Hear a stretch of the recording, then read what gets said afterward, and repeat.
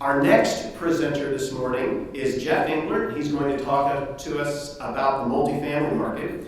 Jeff is a senior vice president with NAI Martin, specializing in multifamily, office, and investment properties.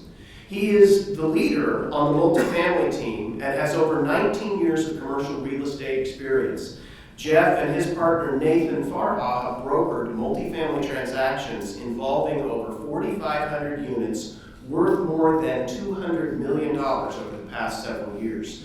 And I just have to say, Jeff, Jeff was the very first graduate of the real estate program at Wichita State after I came back in 1999. And so, very proud of him and what he's done. If you continue with this level of transaction, someday we may see that it's the Jeff Englert Center for Real Estate.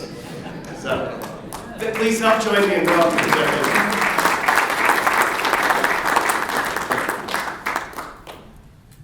Thank you, Dr. Lundhofer. I don't think it's going to be the Jeff Englert Center for Real Estate. It just starts reminding me how old I'm getting here. Talk about the multifamily market today. We updated our stats that we do in-house here just a few weeks ago. We released those, so run through those here. I'm going through new development, occupancy rates, and rental rates, both locally, and we'll kind of touch on the national market and what we're seeing and how we kind of compare to those. Development has continued throughout the city, not at the same levels that we saw back in 2014 to 17, but still at a good pace of about 500 units per year, both in 18, and as we'll see about the same in 2019. I expect we'll see that something similar in 2020 and moving forward. For the time being, you'll see a lower number there for 2020 now. However, there'll be new projects announced, and some of those that are listed as future now will move into 2020. Development, like I said, it still remained fairly steady. We're not seeing new projects announced every other week like we were about 3-4 years ago, but I think we're at a good pace that works well for Wichita.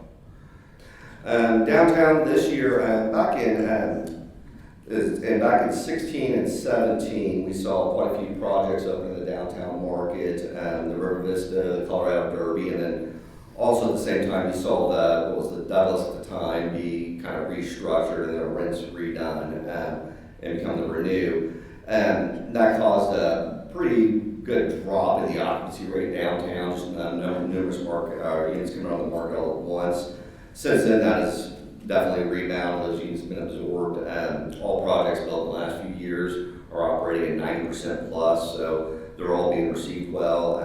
The only project downtown that was open this year was the Spaghetti Works Apartments, but we do have getting underway, which is the 225 Sycamore, which is the Delano Catalyst side project. And these new units have had an impact on the Class B units, the little bit older downtown units. As the new ones came on, they got absorbed.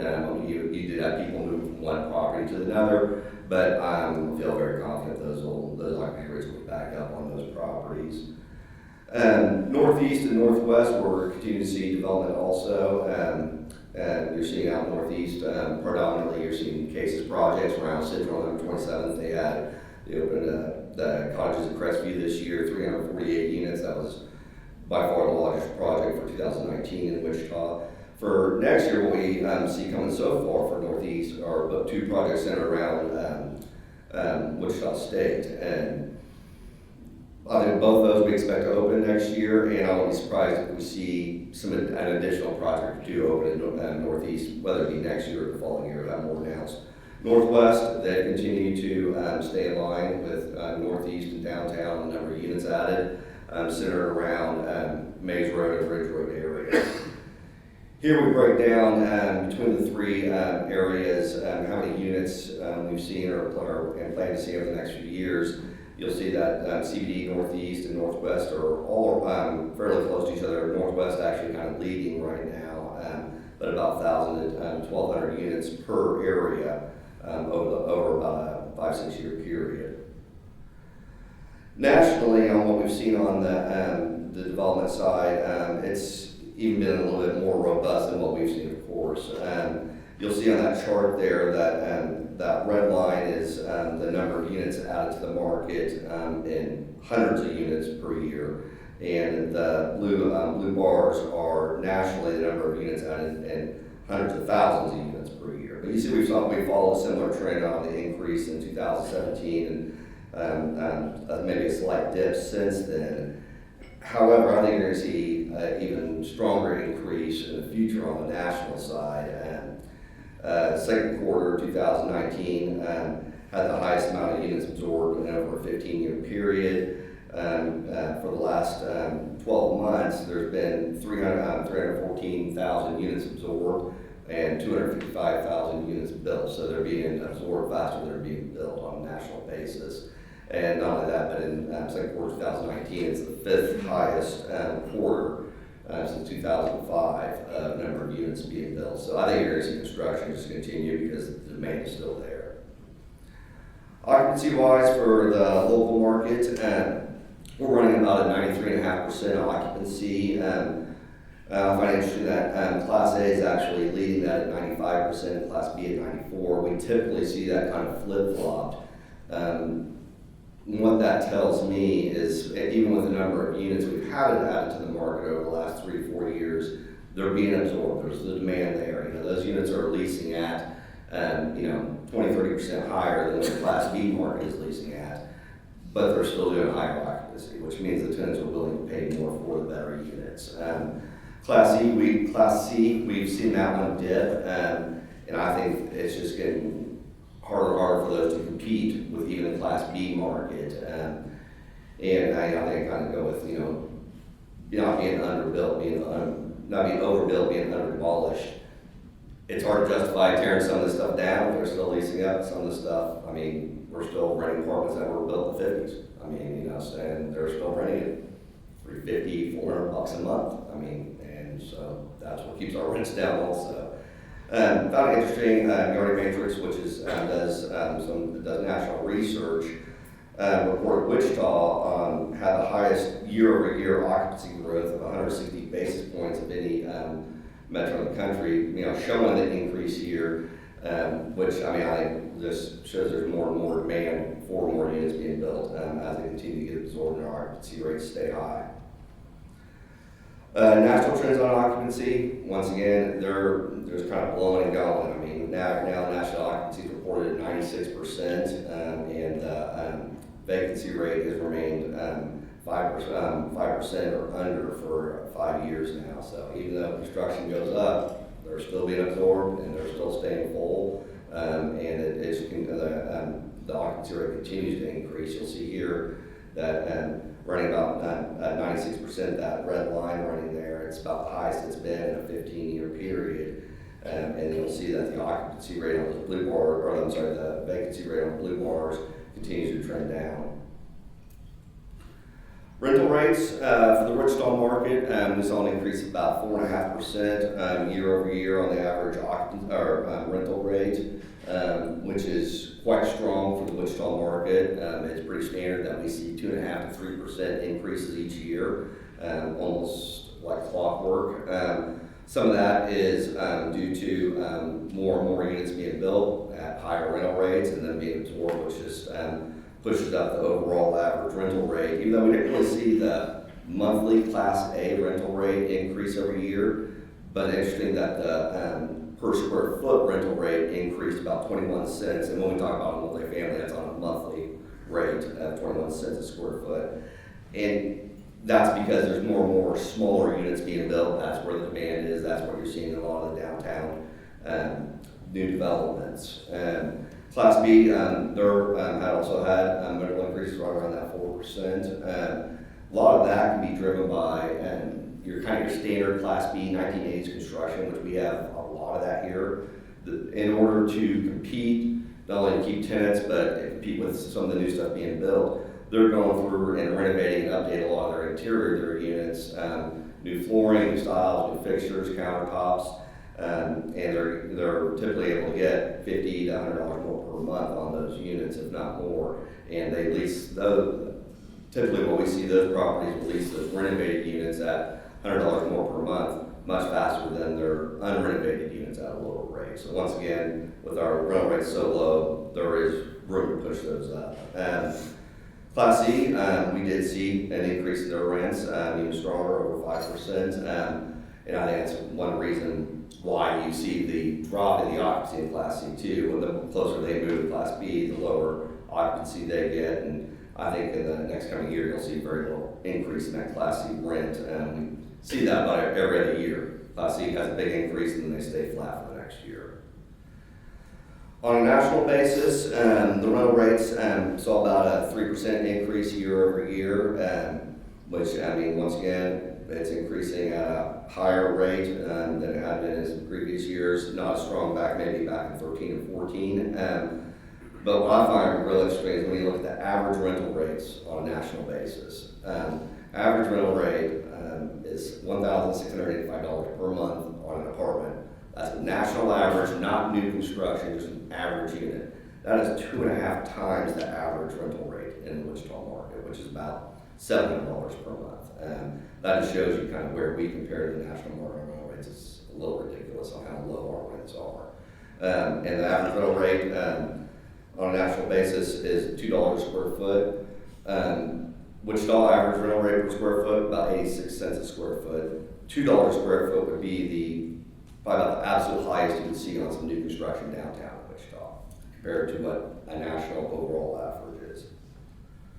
Transaction activity here in the Wichita market peaked back in 2015 and 16. Saw a pretty dramatic drop in 2017, about 40% drop compared to 2016.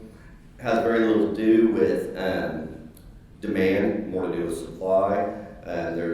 When it comes to quality, stabilized, number of units available, it's can be difficult in the Wichita market. And when we've had declining cap rates, predominantly from out-of-state, regional, and national investors, in order for them to enter the Wichita market, they usually want a minimum of 150 units, if not more, and typically through multiple properties. So our activity goes down when we're unable to just provide that type of product out there that they need, the number of units they need. But we've seen that climb back up. In 2018, we saw it climb back about 100 million in sales last year, and I think we're going to hit right around that this year, based on what sold this year and what we expect to close by the end of the year.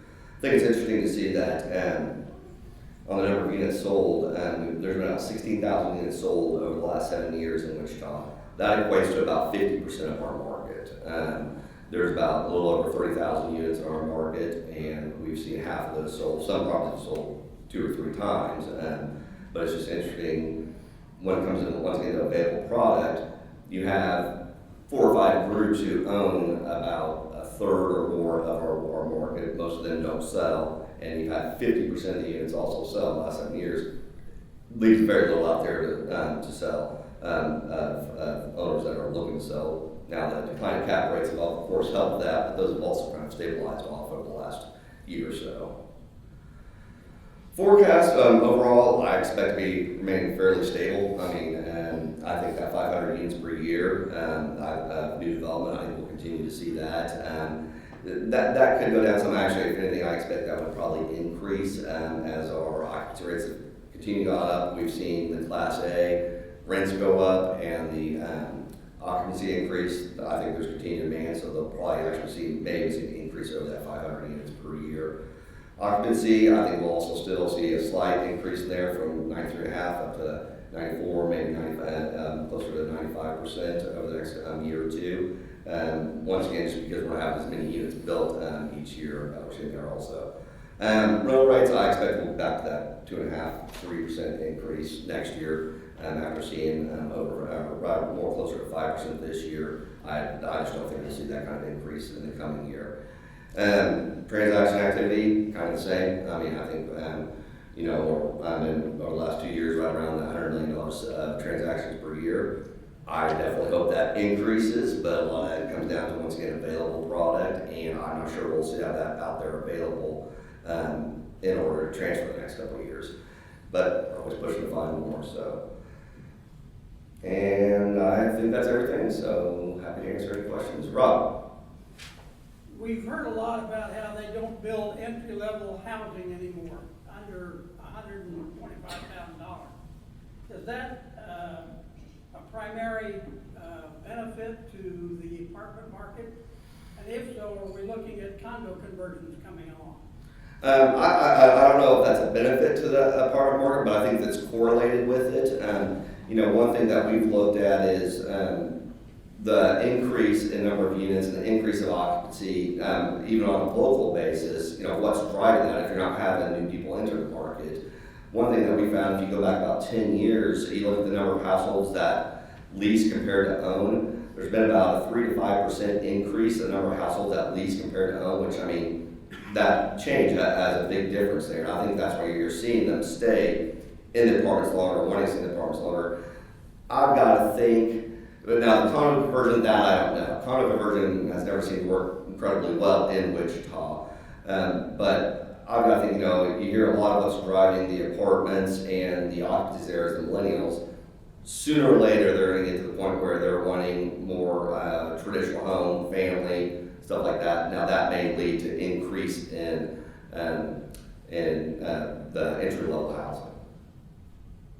Yes?